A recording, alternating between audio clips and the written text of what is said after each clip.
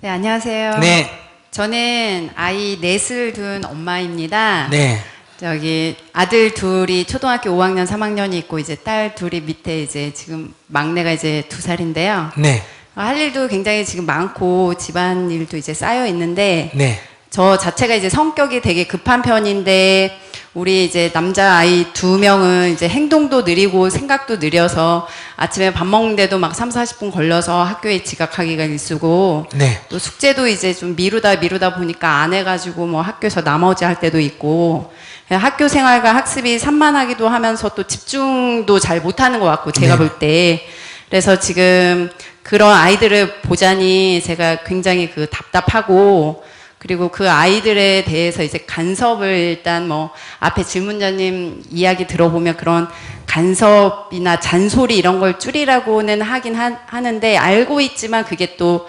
현실적으로는 제가 이제 안 되고 아이들을 보면서 이제 속이 터지니까 화도 내고 제 속에 그 화를 좀 안 낼 수가 없는데 이걸 어떻게 이제 앞으로 또 해야 할 건지 네. 조언 좀 부탁합니다. 그러니까 자기가 정확하게 애가 학교에 8시까지 가야 된다면 예를 들어 8시까지 가야 지금 9시까지 가요. 여기 경기도하고 서울시 교육감이 바뀌면서 이게 아이들 등교 시간도 많이 늦춰줬는데도 지각해요? 네.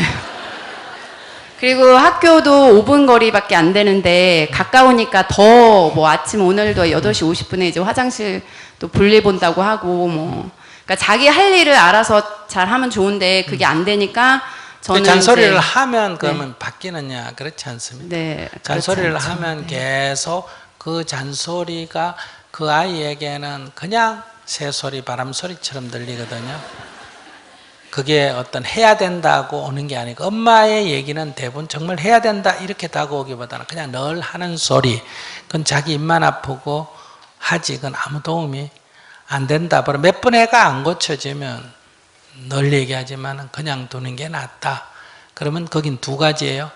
확실하게 고칠 수 있도록 폭력적이지 않지만 뭔가 깨닫게 하는 조처를 취하든지 안 그러면 그냥 둬서 스스로 알게 하든지 애가 방청소를 안 하면 만약에 그냥 내버려 두고 내가 치워주든지 안 그러면 그대로 두든지 자기가 치울 때까지 그러니까 야단치고 잔소리하고 또 엄마 치워주고 또 야단치고 잔소리하고 또 치워주고 이거는 아무 교육적 효과가 없다. 그리고 화를 내서 야단치는 거는 일시적 효과만 있지 장기적 효과는 없습니다.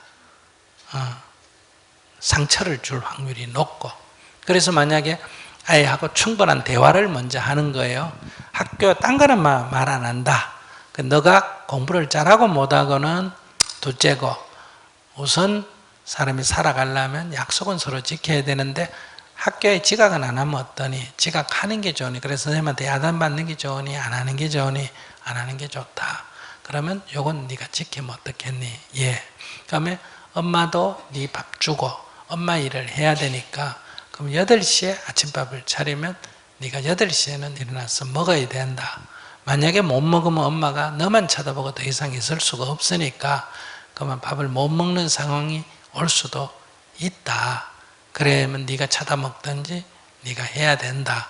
이렇게 몇 가지 규칙을 정하고 회의를 통해서 가족 회의를 통해서 합의를 보고 그래서 자발적 동의를 얻은 뒤에는 간섭을 안 하는 게 좋죠.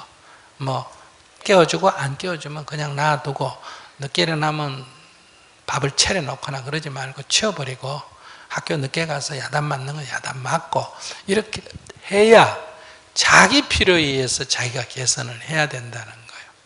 근데 그걸 엄마가 계속 대신해 주면 이 대신이 초등학교 끝날 게 아니라 중학교도 대신해야 되고 고등학교도 대신해 줘야 되고 대학도 대신해 줘야 되고 결혼도 대신 시켜줘야 되고 직장도 대신 구해줘야 되고 나중에 결혼해가 사는 데 가서 저 시어머니처럼 가가 또 돌봐줘야 되고 이런 문제가 있으니까 부모로서 좀 힘들죠.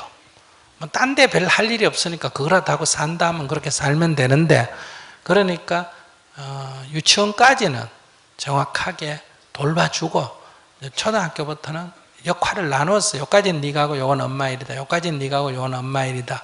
이렇게 나누어서 안 하는 거는 이제 과보를 받게 해야 되거든요. 늦게 일어나면 밥을 못 먹고 간다든지, 학교 가서 지각을 하면 이제 선생님으로 야단을 받는다든지, 이제 엄마가 불려가면 갔다 와서 애한테 화내면 안 되고, 너가 지각을 해서 엄마가 불려 갔다 왔다. 엄마가 대신 선생님한테 야단을 맞았다. 그러니 네가 조금 제대로 가서 엄마가 창피를 안 당해 해주면 좋겠다. 이러고 말해야지. 네가 그래가지고 내가 오늘 가서 창피, 이렇게 하면 안 돼요. 이렇게 해서 엄마는 너를 위해서 야단 맞아줄 수는 있지만은, 그러나 이것은 엄마가 볼 때는 바람직하지 않다. 이렇게. 그래서 인내심이 좀 있고, 그 다음에 냉정해야 됩니다. 애들 교육을 시키려면. 사랑이 어릴 때는 따뜻해서 막 안아주는 사랑이라면, 이제부터는 사춘기로 가면은 굉장히 냉정해야 됩니다. 아무리 도와주고 싶어도 도와주면 안 될 건 안 도와줘야 돼요. 그런 훈련을 해야 되는 거예요. 그런 훈련을 해야 고등학교 졸업하면 내가 자식의 부담을 안 지지. 그런 훈련을 안 하면 죽을 때까지 이제 자식의 멍에를 못 벗어난다 이거예요. 제가 그리고 좀 더 고민스러운 건 뭐냐면, 산만한 것 같아서 아이가. 산만한 거는 뭐 어쩔 수가 없어. 자기가 산만하다는 반증이야.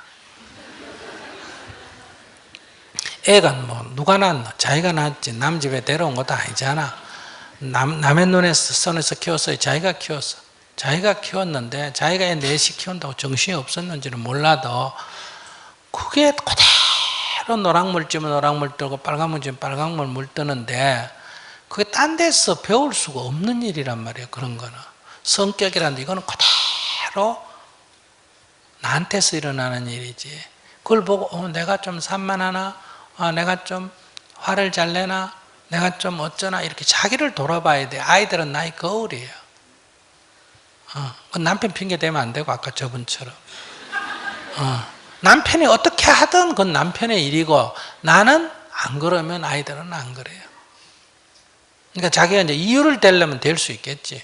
남편이 그래서 나도 짜증이 났다든지, 애가 많으니까 나도 정신이 없었다든지, 이렇게 말할 수는 있지만, 아이라는 것은 한국에 나누면 한국말 배우고, 영국에 나누면 영어 배우고, 인도 나누면 인도말 배우고, 한국에 있으면 한국말 배우듯이, 그 아이 보고 일본에 살면서 너는 한국말만 해라, 영국에 있으면서 너는 한국말만 해라, 이렇게 하면 안 된다니까. 아이라는 것은 그냥 순수해서 그대로 따라하는 거예요. 그거를 자기가 보면서 왜 산만하냐 이러지 말고, 애가 조금 낭비를 하면 나도 모르게 낭비하고 있다는 걸 자기가 알아야 돼요. 그래서 아무리 부유하고 아무리 지위가 높아도 이게 미래는 자식이 집안을 망치는 원흉이기도 하고 집안을 일으키는 복이기도 하잖아. 그죠? 그러면 자식이 검소하기를 원하면 아무리 돈이 많아도 어떻게 살아야 된다? 검소하게 살아야 되고, 겸손하기를 원하면 남편이 아무리 뭐라 해도 엄마가 남편한테 겸손하고 시어머니한테 겸손해야 되는 거야. 항상 예의하고. 그래야 자식이 그걸 보고 배우거든요. 그대로 되는 거예요. 이건 다른 데서 어떻게 옮겨올 수가 없어. 만약 내 자식을 할머니한테 어릴 때 3살까지 키우면 할머니 성정을 그대로 닮아오는 거예요. 내 자식이 아니에요. 육체만 내 자식이지 정신적으로는 그 자아의 모델이 할머니가 되어 있는 거예요. 그러니까 이 왕족들이 애를 낳으면 다 하녀가 유모가 키우잖아. 그죠? 정신적인 모델은 유모가 돼요. 이 의식은, 대우는 왕자로 대우받고, 그래서 이게 언밸런스 때문에, 그래서 다 정신질환이 생기고, 그래서 난폭한 거예요. 속으로는 열등의식을 가지고 있고 겉으로는 교만하고, 그래서 이게 난폭해지는 거예요. 근데 일단 아이들도 많고 할 일도 많다 보는데, 아이들 이제 그래 산만한 거는 그래 좀 기다려 보자 뭐 이렇게 하기도 기다린다고 하는데, 좋아진다 이렇게 네, 생각하면 그러니까 안 얘 돼요. 성격이구나 이렇게 하고 하는데, 이 제 속에서 화가 주체를 못할 때가 막 있어요. 그러니까 엄마가 성질이 더럽지 뭐. 그럼 애들이 이제 심리적 억압이 일어날 확률이 높죠. 애들이 심성이 이렇게 안정이 되고 그러기보다는 엄마가 자꾸 화를 내면 애들은 심리가 불안해지지. 어떤 자기가 방법으로 그럼 이 화를 좀 가라앉혀야 될까요, 제가? 화가 안 나면 가라앉힐 것도 없지. 화가 안 나면 되지, 제일 좋은 방법. 화가 안 난다는 것은 상황을 이해하면 화가 안 나지. 자기가 자기 생각에 딱 사로잡혀서 이해 못하니까 답답하고 화가 나거든. 아, 모든 게 다 이래서 그렇구나, 이래서 그렇구나, 이래서 그렇구나. 이게 이제 가장 근원적인 해결책이고, 두 번째는 화가 날 때 자기가 아, 내가 지금 화가 나구나.